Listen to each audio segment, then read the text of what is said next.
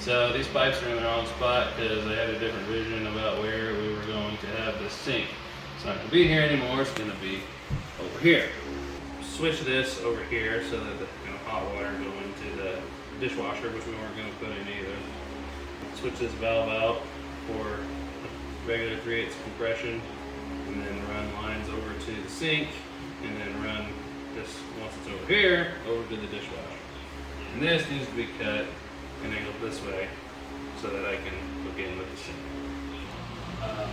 It's a bathroom and it's painted now. Much better. Yeah, this was an early project. Yeah. Much better than the green. Yeah. We got the subfloor down. Getting ready to put cabinets in to get the plumbing done. Got the light fixtures up. I'm tired, Mama. My back hurts. You should have come to bed earlier last night. Then the fixtures wouldn't be up.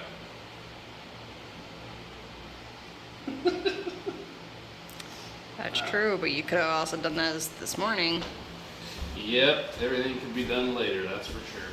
But that's not how I roll. Good morning, friends. We are headed up to Salt Lake to visit my parents for a night, maybe two. Hi, Sarah. Say hi. If you don't know, my mom has been fairly ill, so I've been trying to spend as much time with them as I can. Let her get to know her grandkids and to spend time with them. We're gonna go visit for a while and help my dad tend to his plants and his now chickens. We gave him some chickens and we're gonna have some fun. Okay, got the kids loaded up in the car. I realized that my wallet is still in the pickup truck, so I gotta go find Adam and Price. I will go and get that, and then we are on the road. 2 hours later, we made it. We are at my dad's house, and we are gonna have some fun. Gotta get the kids out of the car and get unloaded and spend some time with my parents. So I've been asked to make a short video while Denise is in Salt Lake about what I'm doing and what I'm up to. Started last night, put in cabinets, had some broken ones, had to go exchange them. Yeah, working on this side at the moment. That's where the refrigerator and range are gonna go. Hood vent and all that fun stuff. That's just been a work in progress today. Gonna get the bathroom floor done. I can show you that. This bathroom's ready to go. I don't know if you saw in the other photos, but it's pretty, it was pretty ugly in here.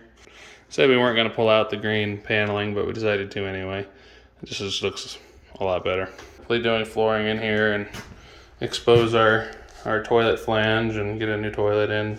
Same linoleum that's in the kitchen area is gonna go in the bathroom. Gonna get that done today, and then hopefully the last thing we have to do is put in the laminate floor and finish up the trim, and we'll be done. So, hi, this is Adam, and this is another clip at the request of D-Nice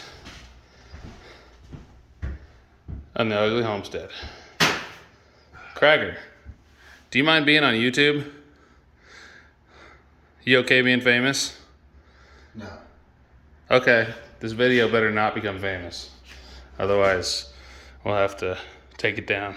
Cabinets are mostly in, kind of at a standstill there. Figure out while I got help I might as well use it. So we're gonna put the floor in and get that going. Probably have all the laminate in today. This whole section besides the bathroom is getting laminate. I am back home. It's almost evening, almost dinner time, and I had a great time with my parents. We sat and talked and didn't really do much. Just watched a bunch of TV with the kids and stayed inside and chatted amongst each other. Enjoyed a lunch, dinner, and breakfast. And we don't really do much at my parents' just because my mom, how sick she is. So we just hang out, let the kids watch TV and spend time with them a little bit. All right, so you ready for an update? Ooh, look at that sitting action. Hi. Hi. Denise is back. She's back. Enjoyed the time with my parents. Awesome. Would you tell us if you didn't? Maybe. Mr. Man's like, I'll never tell. I think I got one on the floor being done. Mr. Man. I got that cabinet in. I'm working on this plumbing because it's all over the place.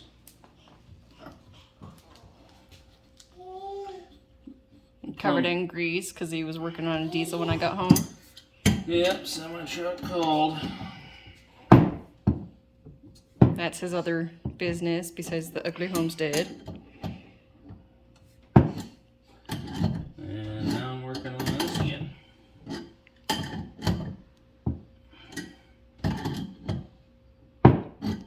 Alright, let's show that bathroom. Ooh. So, new floor in here. New toilet. Same sink and vanity. Same mirror. New hardware. Medicine cabinet. New towel rod. Toilet paper rod. Same shower. Need to fix it. Other than that, looks so much better than it did. All right, now we got to turn the water on and do a test to make sure it works. Yep. Careful. Yes, there's a ladder right there. Ladders and dishes. Down into the crawl space. Bye. Well, he turned it on. Working in here, that's for sure. It's not leaking. That I can tell. But what I'll do is take a fresh paper towel, place it below the work I just did, and if it does leak and I don't see it because it's dripping too slow, You'll know because of the paper towel. Smart. sometimes drips are so slow that you can't actually feel them happening. And also, whenever you take these apart, there may still be a leak, but it may be pushing out air because you can't feel the air won't be wet. So you'll come back in an hour or so and there'll be drips everywhere once it's pushed all the air out. Okay. So sometimes you don't know. It's kind of a wonky angle. I was expecting the sink to be here and it ended up being here. So when I did the plumbing in the wall, where the pipes are coming out of the wall, made the situation a little precarious. So we get an angled pipe in there instead of a straight one. And that's okay. Just want to be able to access all of this plumbing from this cabinet, not from this The angle cabinet. which A pain in the would ass. be very weird. I believe this is the 30-inch. Yeah. This is the 30-inch pipe. Sink connector I bought for this, so that's long enough. And then the hot wire will be a little 20-inch line. I'll probably turn this Turn this valve another 90 degrees. Put it on there. Oh. You still want space under here. You don't want it taken up with a bunch of pipes if you don't have to. So we'll leave that like it is. And then that valve is going to run our hot water heater supply. So I need to get, or our dishwasher supply line. So I need to get a hole drilled in there, and it's going to run through this cabinet into this one. So the next thing to do is I'm going to hook up these lines that go to the sink, so I don't have to do it later once we get the countertop in here, and just let them hang out in this cabinet. So these are 3/8 compression, and they should be 1/2 inch fit. There, that's your sink dimension. Pretty standard. So these valves are designed for compression fittings. So when you buy this type of thread, it's usually used for compression, like this.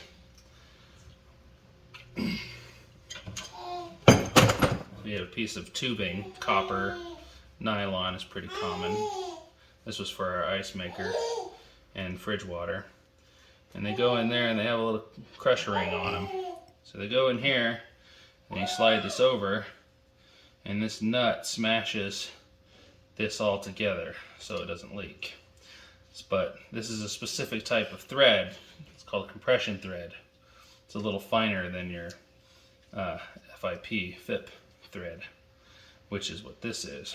So when you're buying hose for your sink, 3/8 comp, which this is a 1/4 inch comp, so this isn't going to work, but we do have this is a 3/8 comp, it's a little bit bigger. And I have another 3/8 comp right here that we're not going to use for this application. And these simulate the same thing as this piece does, only it has the compression washer right in it already. So you screw this on and it compresses right into this tapered seal here. Whenever you're buying sink parts and you see 3/8 compression, that's what you're looking at.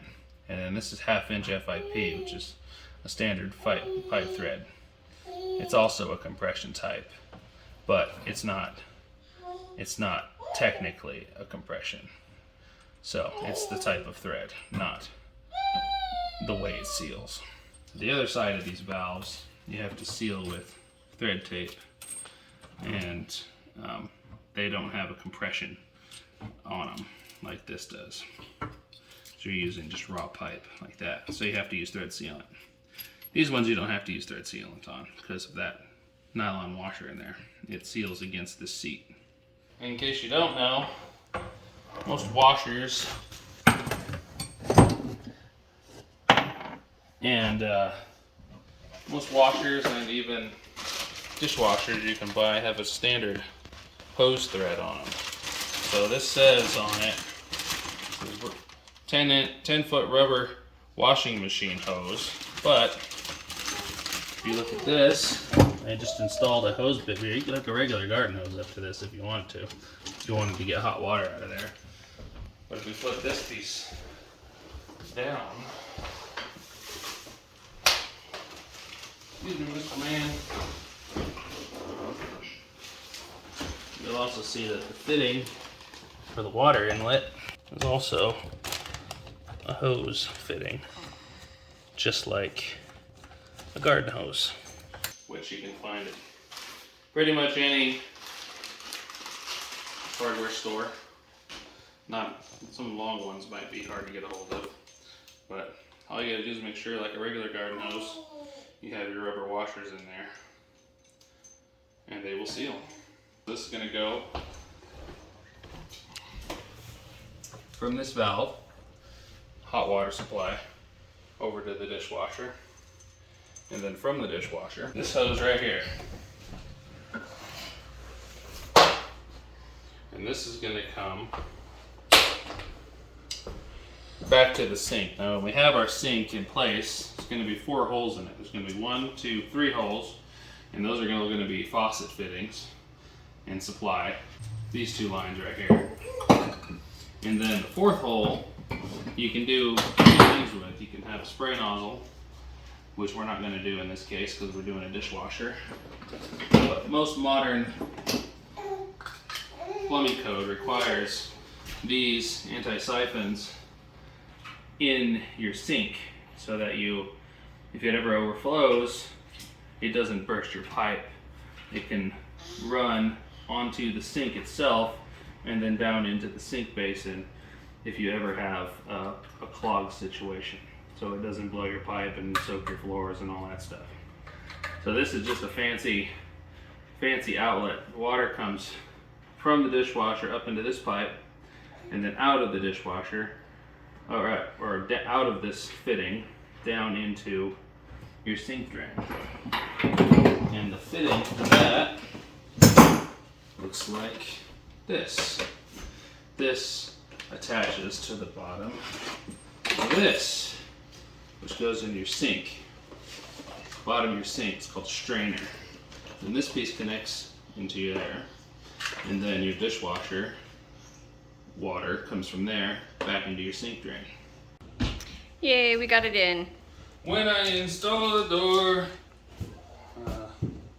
I have no rhymes to go with that. I have no G-rated rhymes to go with that. Hi. Hi. You guys finished your movie? Yep. Yep. What do you want to do now? I don't know. Bella wants food. Bella, are you hungry, puppy? Bella, are you hungry, puppy? Are you hungry? Happy Sunday, everybody. We definitely enjoyed our Sunday for sure. Adam did a lot of work. I ran a lot of errands today, come to think of it. A lot of going to the store and getting stuff. Hi, sweetheart. Did your swing stop? Hi. Hi, sweetheart. You want to tell them what happened to this door? No. Why not? Because reasons.